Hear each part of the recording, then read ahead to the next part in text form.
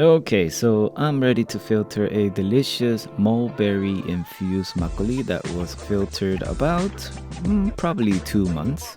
And as you guys can see, a lot of the rice has been digested and the alcohol has come up. So, as anything that we ferment, we want to give it a taste. It's time to stir, and we are definitely ready to filter now.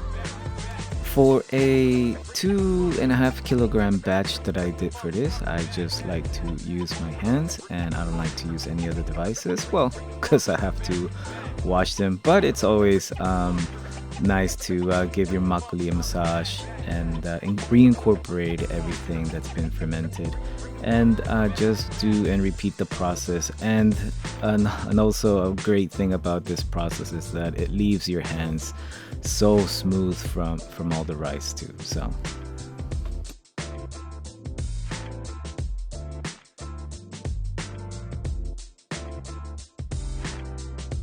So the mulberry makgeolli actually came really good with a lot of depth, and the mulberry flavor is just right there.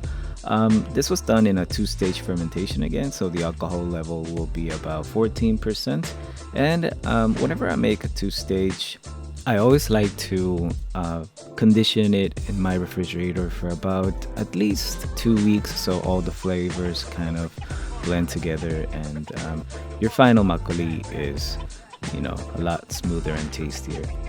If you guys want to find more information on different types of makgeolli recipes and rice preparation methods, and again, many ways of making Korean rice wine, then go to baekguseng.com. You will find all the information and the links on the comments below. So, hey, happy makgeolli!